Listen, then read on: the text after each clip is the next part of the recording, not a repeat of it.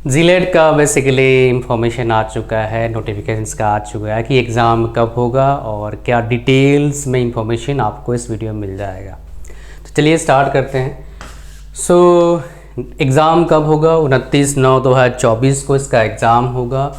शनिवार डेट बता दिया इन्होंने। और आगे बढ़ते हैं। इसमें मैं आपको टेबल ऑफ कंटेंट बता देता हूँ, क्या बोलने वाला हूँ मैं आपको। यहाँ पर इम्पोर्टेंट चीज़ें हैं कि सिलेबस क्या रहने वाला आपको बताऊंगा मैं, एग्ज़ाम पैटर्न क्या रहेगा आपको बताऊंगा, और इम्पोर्टेंट बात क्या है, कुछ इसमें डिफरेंसेस हैं। जैसे मान लो ज़्यादा यूनिवर्सिटी में एडमिशन मिलेगा नहीं मिलेगा, अगर आप आउटसाइड वेस्ट बंगाल से हैं तो वो बताऊंगा आपको। पहले बात करते हैं एप्लीकेशन फ़ी कितना रहेगा।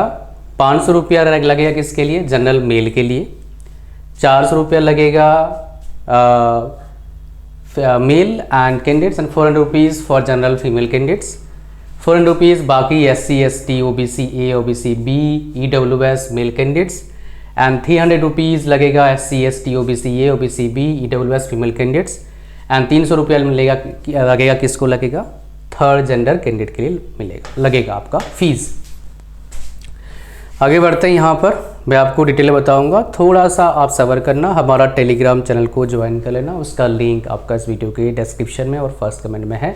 For your ease and career guidance के लिए और एज वेल एज आगे क्या करना चाहिए, गवर्नमेंट जॉब अपडेट्स, बहुत सारा इंफॉर्मेशन उसमें मिलता है। 10-11 हज़ार ऑलरेडी लोग ज्वाइन कर चुके हैं, तो 12,000 में आप आ जाइए जल्दी जल्दी। तो आइए यहाँ पर।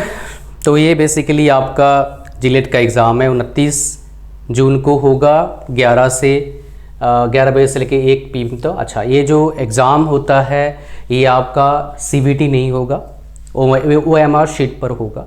यहाँ पर मैंने देखा था इसको। तो कौन कौन एलिजिबल है? बेसिकली आप डिप्लोमा कर रहे हो इंजीनियरिंग में, डिप्लोमा इन फार्मेसी, आपने BSc किया, आप एलिजिबल हो। इसमें 2 पेपर होता है, पेपर 1 BTech वालों के लिए है, पेपर 2 फार्मेसी वालों के लिए है। तो यहाँ पर एग्ज़ाम का पैटर्न देख लीजिए। कैटेगरी 1 है, कैटेगरी 2 है, टोटल इतना मार्क्स इतना। तो पेपर 1 का जो है ये बता रहा हूँ, ये हमारे काम का है। Mathematics, physics, chemistry, fundamentals of electrical electronics engineering, ये आपके पास 80 क्वेश्चंस आएंगे। ये आपका है कैटेगरी 1। नेगेटिव मार्किंग है क्या? हाँ, 1/4 नेगेटिव मार्किंग है। और कैटेगरी 2 में each carries 2 marks, no negative marks, इसमें कोई नेगेटिव मार्क्स नहीं है। Mathematics, physics, chemistry 10, 5, 5, 20 question total आएगा, इसमें 80 क्वेश्चंस आएगा। और टोटल क्वेश्चन आपके पास कितना है? 100 क्वेश्चन हो गया। टोटल मार्क्स कितना हो गया? 120 आपके पास टोटल मार्क्स आ गया। ठीक है जी। पेपर 2 में आपके पास क्या आ गया? आपका 100 क्वेश्चंस आएगा एंड सारे मल्टीपल चॉइस क्वेश्चंस होंगे। क्वेश्चन सारे इंग्लिश में होगा, किसी और लैंग्वेज में नहीं होगा। नेगेटिव मार्किंग है, मैंने आपको बता दिया ऑलरेडी, 1/4 नेगेटिव मार्किंग है। जो आपका कैटेगरी 1, कैटेगरी 2 में कोई नेगेटिव मार्किंग नहीं है। अच्छा, यहाँ पर अब मोड ऑफ एग्जामिनेशन क्या होगा? OMR शीट होगा, जिसमें आपको क्या यूज़ करना पड़ेगा? Black ink ball point pen use करना पड़ेगा डार्क सर्किल करने के लिए। आप ये यूज़ मत करना, ब्लू कर सकते हो या फिर black ink pen, black better रहता है, मैंने काफ़ी बार देखा है।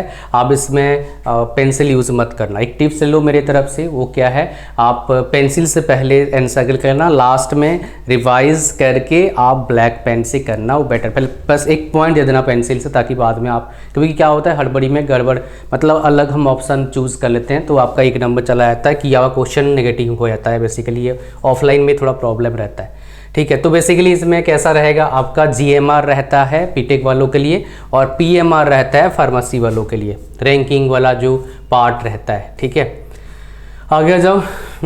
पेपर 1, अच्छा ये मेथोलॉजी है, इस पर हम ध्यान नहीं देंगे इतना ज़्यादा, ये आप लोग पढ़ सकते हो। तो कितना एलिजिबिलिटी क्राइटेरिया क्या है? कोई भी फॉर्म भर सकता है, जो इंडिया से है वो फॉर्म भर सकता है। सिटीज़न जो इंडिया से है वो फॉर्म भर सकता है। ठीक है, एंड वो इंडिया का ही होना चाहिए। और आपका जो परसेंटेज होना चाहिए, कितना होना चाहिए?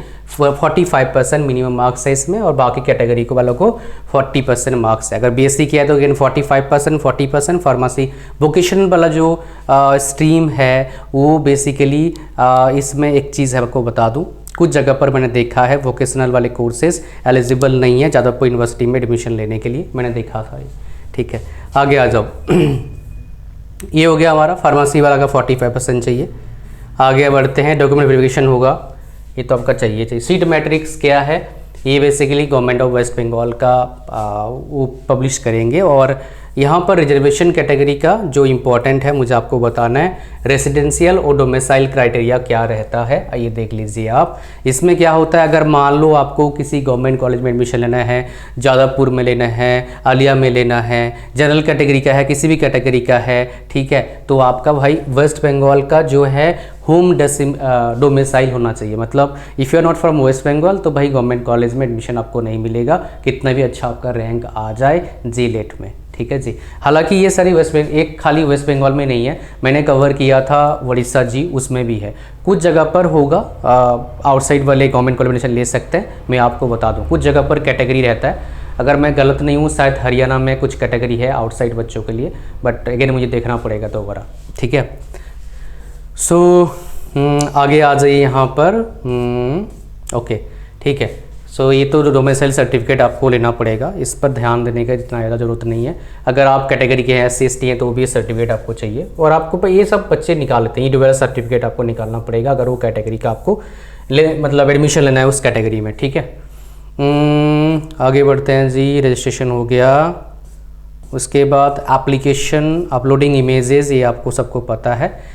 ये फीस बता चुका हूँ ऑलरेडी। इसमें आपको मैं सिलेबस दूंगा, सिलेबस वाला।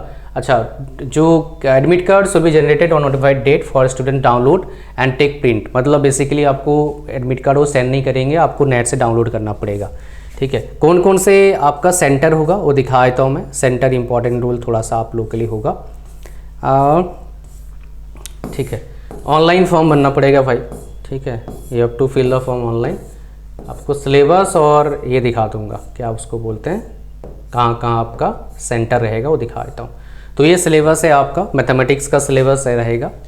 ठीक है, तो मैट्रिक्स डिटर्मिनेंट्स रहेगा, उसके बाद complex number, coordinate geometry, 2D खाली, वेक्टर अलजेब्रा रहेगा आपका, डिफरेंशियल कैलकुलस रहेगा, application of derivatives, partial integral, ordinary differential equation, probability. Physics में unit kinematics, laws of motion, power, gravitation, elasticity, fluid, thermal, ये सारे जितना 11-12 का सिलेबस। 12th के नहीं है भाई इसमें ज़्यादा, तो हाँ है, थोड़ा है 12th का ये वाला पार्ट है, और नहीं है इतना ज़्यादा। इलेक्ट्रोस्टैटिक है क्या, नहीं इसमें नहीं है। 12th का सिलेबस इतना नहीं है, 11th का सिलेबस ज़्यादा है। अगर आप 10th से आप मतलब 11-12 से कंपेरिजन करेंगे। केमिस्ट्री का सिलेबस है, ठीक है, ऑक्सीडेशन, ये रहा वाटर।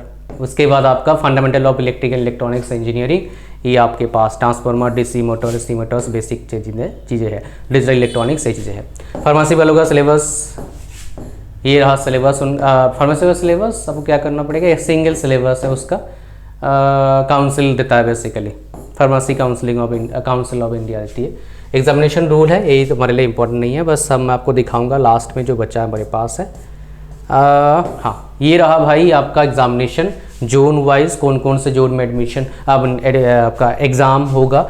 तो आप देख लो यहाँ पर बांकुड़ा से लेके कोलकाता में बहुत सारे सेंटर हैं, मालदा, नोदिया, बर्दवान, ये सारे सेंटर हैं। अगर मान लो आप त्रिपुरा से हैं तो इनमें से 3 को सिलेक्ट करना होगा प्रेफरेंस वाइज।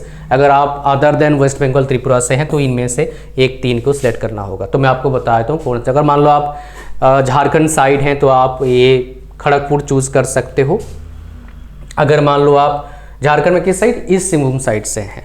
अगर आप उधर से हैं मतलब धनबाद साइड से हैं तो भाई आप गिरिडीह बोल रहा हूँ, माइथन धनबाद साइड है तो आसनसोल आप चूज़ कर सकते हैं। उसके बाद कोलकाता को भी चूज़ कर सकता है एंड हावड़ा को भी चूज़ कर सकता है। ठीक है, वो आज किसी को आना होगा तो। ओके, सो ये पर्सन विद डिसेबिलिटी वाला कहानी है एंड ये था पूरा आपका जी-लेट का हिसाब किताब। मेरे हिसाब से आपको बहुत सारी चीज़ें पता लग गया है। तो फॉर्म भरना चालू हो चुका है, आप फॉर्म भरना स्टार्ट कर दीजिए। अभी आपके पास टाइम है फॉर्म भरने के लिए। अभी फॉर्म भरना चालू हुआ है, रिलीज़ डेट 2 फ़रवरी को हुआ था, तो अभी टाइम आपके पास है, जल्दी जल्दी फॉर्म भर दो। ठीक है, तो ये था पूरा जी-लेट के बारे में। मिलेंगे नेक्स्ट वीडियो में। लाइक कर दो वीडियो को, चैनल पर नए हो सब्सक्राइब करो। God bless you all, bye bye.